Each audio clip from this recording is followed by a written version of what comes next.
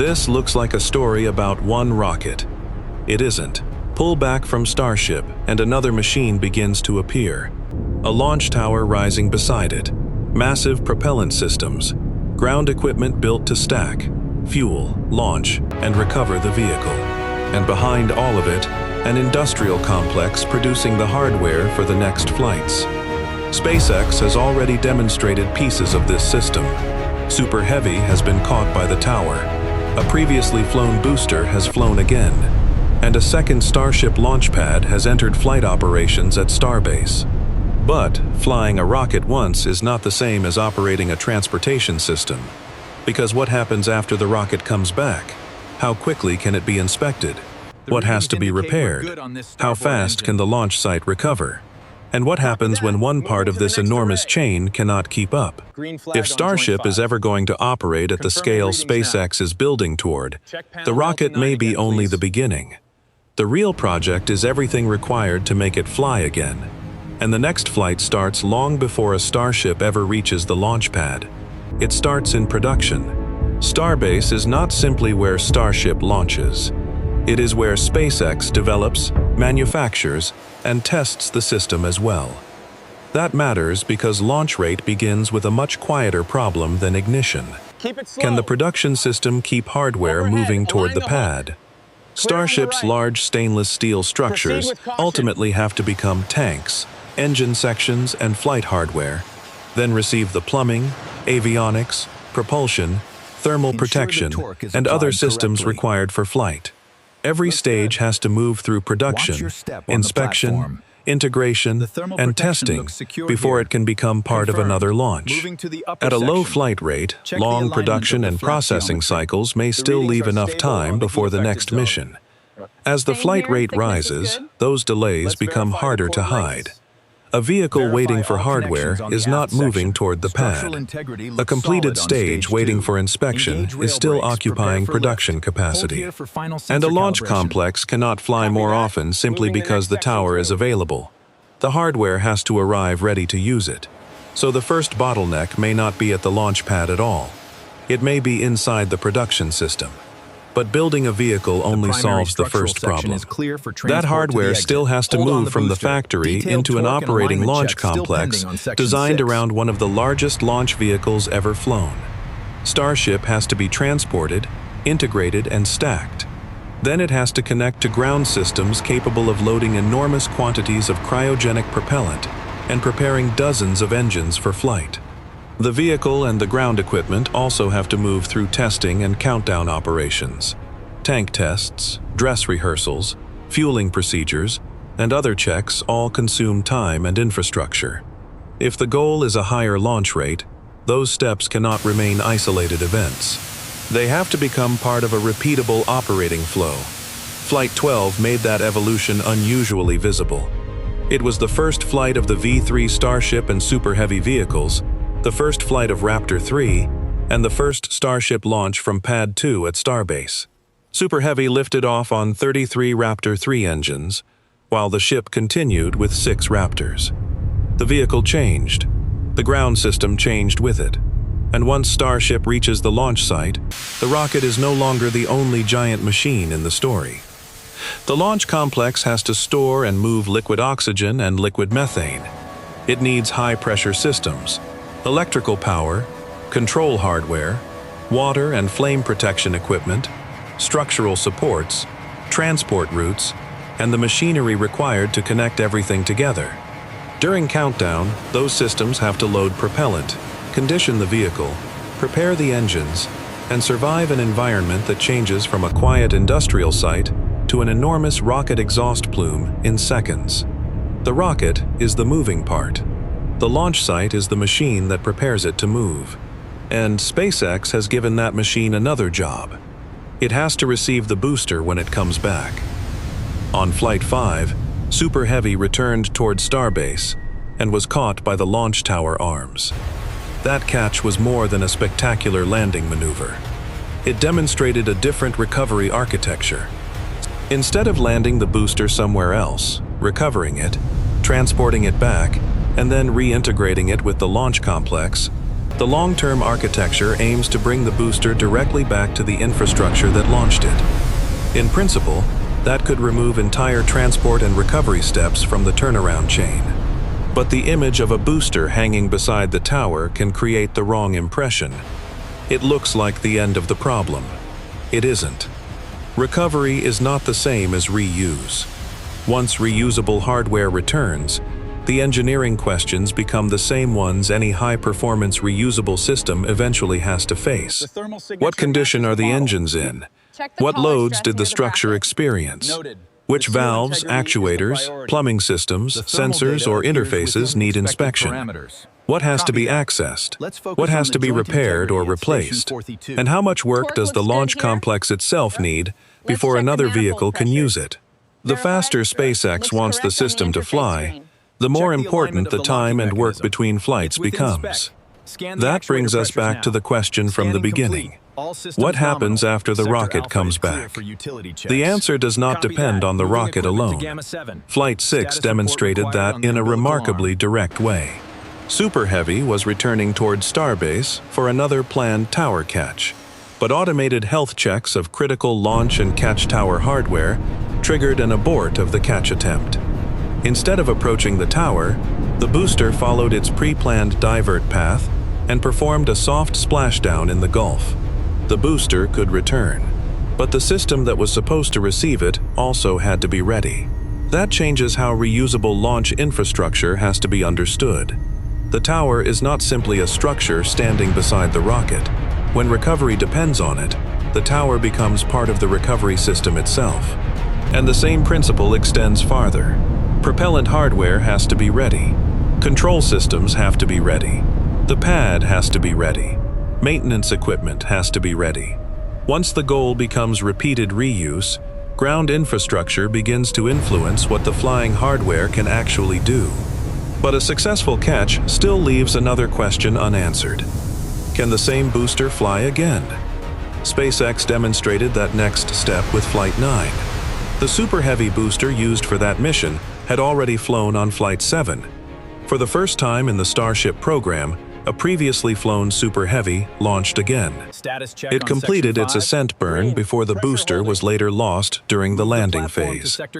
The important milestone was the reflight itself. It moved the program beyond recovery and into hardware reflight. But even that is only one step toward a repeatable rapid reuse cycle. Recover it, refly it, repeat it. Then do that fast enough and reliably enough to fundamentally change how the launch system can be operated. That complete loop has not yet become routine. Super Heavy has been caught, and a booster has been reflown. The Starship upper stage has demonstrated atmospheric return and controlled water landing sequences. But the full integrated system has not yet demonstrated repeated rapid reuse of both stages. And even if the vehicles eventually move faster through that loop, there is another constraint. How much work can one launch site process? That is where Pad 2 becomes important. Pad 2 is not proof that Starship has already achieved high cadence. It has not. But it is physical evidence that the ground complex is expanding alongside the vehicle. Flight 12 did not simply introduce a new vehicle generation. It also introduced another launch pad into Starship flight operations. One vehicle becomes another vehicle. One pad becomes a larger launch complex. And that raises a bigger question. How much activity is the infrastructure being designed to support? The Federal Aviation Administration has modified SpaceX's Starbase operating authorization to allow up to 25 Starship and Super Heavy orbital launches per year, together with corresponding landing operations. That is a permitted ceiling. It is not the current launch rate, and it is not a guarantee that 25 launches will occur every year. But it shows how different the engineering problem becomes if operations move beyond occasional development flights. Propellant logistics matter more. Pad availability matters more. Inspection time matters more. Production throughput matters more. Recovery and maintenance schedules begin to overlap. A delay in one part of the chain can now affect several other parts. And the expansion being considered does not stop in Texas. At Kennedy Space Center in Florida, The Federal Aviation Administration's final environmental impact statement for proposed Starship operations at Launch Complex 39A analyzed a scenario of up to 44 launches per year, along with Starship and Super Heavy landing operations and the construction of associated infrastructure. That is not the current Starship launch rate in Florida. Completing an environmental review is not the same as beginning those operations, and the Florida number should not simply be added to the Texas authorization and presented as a current combined flight schedule. But it does show how much larger the physical network could become. The Starship story can grow from one vehicle to one factory, from one pad to a larger launch complex, and eventually toward launch system nodes in different parts of the country.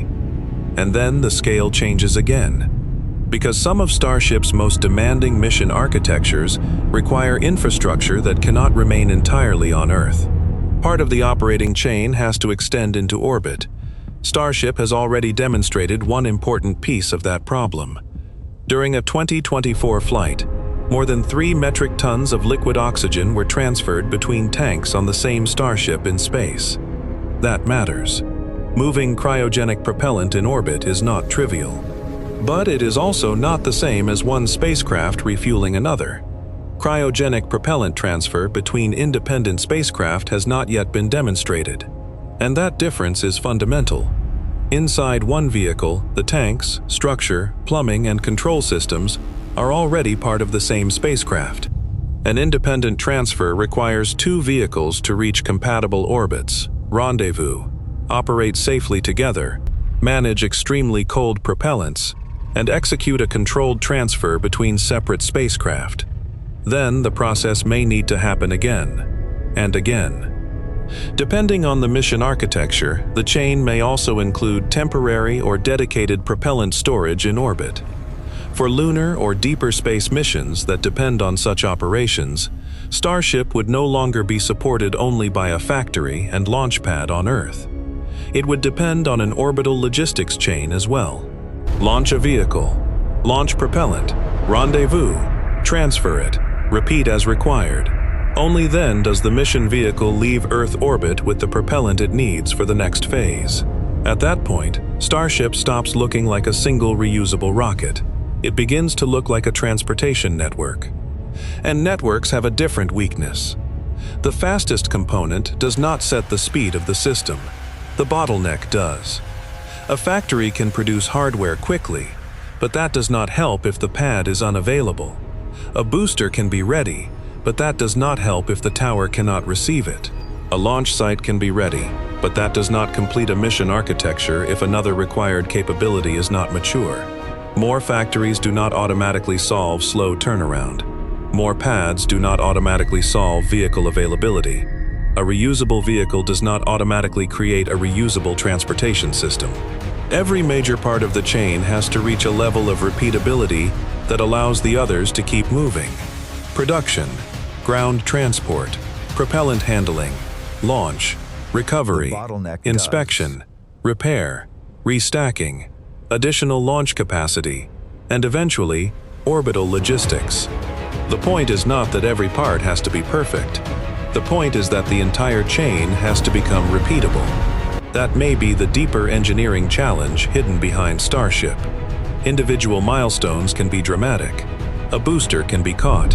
A booster can fly again. A new pad can enter service. Propellant can be moved between tanks in orbit. But each milestone only proves one part of a much larger operating architecture. The real test is whether those pieces can eventually work together often enough, reliably enough, and with short enough turnaround to function as one transportation system. So when Starship stands beside its launch tower, the most visible machine in the frame is not the whole project. Behind it is production. Below it is a ground support and propellant system. Beside it is recovery hardware. Around it is an expanding launch complex. And beyond it may eventually be another layer of logistics in orbit. That is what makes the idea of a Starship empire useful as a metaphor. Not because SpaceX already operates a finished network of fully reusable spacecraft. It does not. but because the company is building towards something much larger than a single launch vehicle.